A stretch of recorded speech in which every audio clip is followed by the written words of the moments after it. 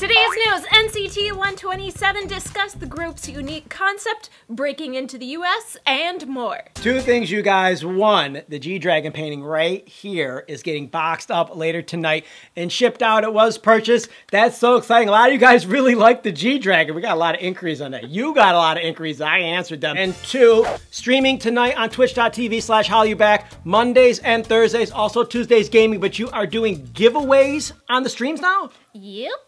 Giveaways, and I think you're doing 2 giveaways per stream. Check that out. Links in the top description box, or click right up here to join the stream. K-pop music is playing too, right?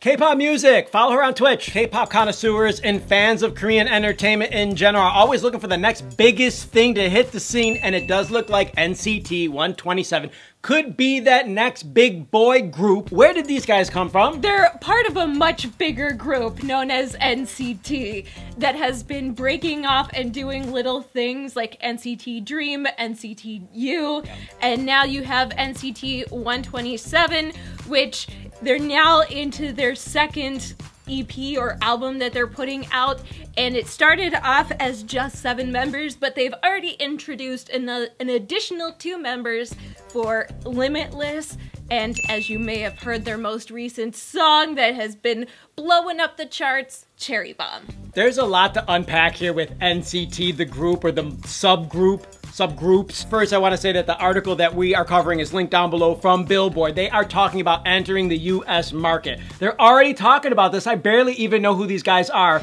And there's 9 in NCT 127, but there's also 2 other groups, and then they're looking at possibly SM Town, that is, releasing groups in China and Vietnam and Singapore and Indonesia, Malaysia, these other places also. I'm curious why NCT 127 is the group that stuck out, even though they weren't the first ones of NCT to debut.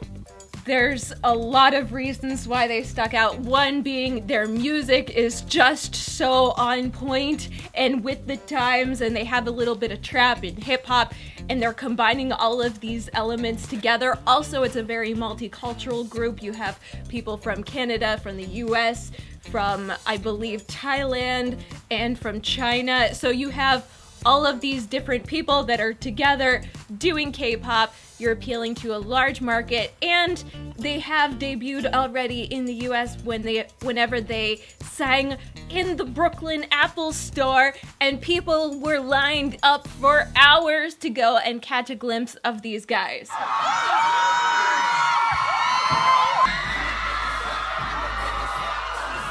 It does look like that America's thirst for K-pop is growing, and we still are sort of in denial about it. Mainstream America is, even though people who watch this channel are like hardcore K-pop fans, have seen this coming for a while now. BTS proved that they can do it, and I know that other groups have done it before. G-Drag is doing his world tour around North America and Europe and other places, but we're seeing more groups like NCT 127 that we're not expecting, that's probably going to have big things happen in the future in the United States and other countries in the world that haven't even happened yet. The thing that stands out to me more than anything is K-pop is starting to change its formula just a little bit, because this is a formula that we've seen in Japan a long time ago, well, for a long time with AKB48. Explain the formula that you're referring to. A much larger group that's broken up into different subgroups to have different locations and therefore cover a much larger range of K-pop while still just being one group. Except that's not all the different entertainment companies doing that. This is SM, so you're saying K-pop, but really what you mean is SM and NCT are doing this formula that's been done in Japan before. But you're seeing a lot of other things that you haven't seen before. For example, Card debuting extremely late, as well as Luna. After they've released songs. After they've already released songs, you're seeing this with NCT 127, that they're starting to formulate a different type of K-pop. Like, to me, NCT 127 is very catchy, but part of the reason why it's so catchy is it sounds so different from what we've already been hearing. You mean the music or the title? The music. I mean, the title's kind of different, but the name of the group, NCT 127, itself is kind of an unusual, like, what does that mean? Do you know what the 127 actually stands for? It stands for Seoul. And it's the longitude, it's the number longitude of the globe that runs through Seoul, right? A lot of you might have known that, but I just read it. It was like, oh, I would have no idea what 127 stands for otherwise. Doing a little bit of research into their most recent debut song, Cherry Bomb, it's really catchy. Part of the reason why it's catchy is because they've teamed up with different producers in the US. One particular producer, Dem Joints, who's worked with Kendrick Lamar, Eminem, Rihanna, and Dre to make this song. And actually, he wrote the original song, but they toned it way down to produce it for the K-pop market. And this guy is actually also working with EXO and Red Velvet. So we're seeing a lot of these different collabs.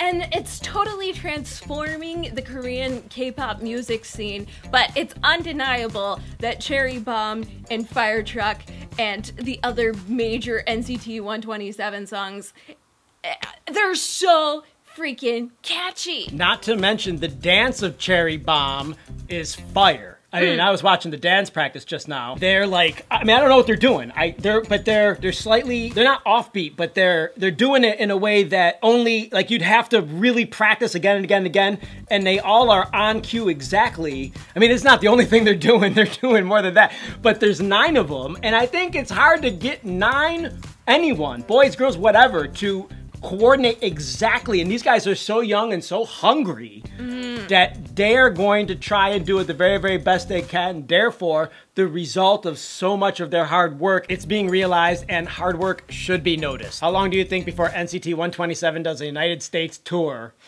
Like, hits at least 4 or 5 cities here. I could see it in the next year, the next 2 years. What I Summer do 2018. like that they're doing right now is they're releasing individual shorts of all of the members in a boy series. So you get to know and kind of connect with each of the guys a little bit, which is also something I don't feel like I've really seen before. I was also noticing comments on some of the recent music videos or just dance practice YouTube videos. Some people are thinking that this is the top group for them now. They can't believe it. They saw them at KCON Mexico, or they're actually recently at KCON New York, and they are really making a bigger impact than a lot of us expected. Well, they're very cute. BTS has been really popular for a long time, and they've become so popular that people are starting to look for other groups that they can cling to that aren't as well known, and I think that this may be one of those groups. Aren't as well known, but just as talented. Comments, you guys. What are you saying about NCT 127 or NCT in general? Click the like button. Thank you for supporting us. Click the bell for notifications. Check out the link to Kagel, and don't forget to subscribe for more Hallyu Back news. That's it. We're out of here. Hasta luego. Bye!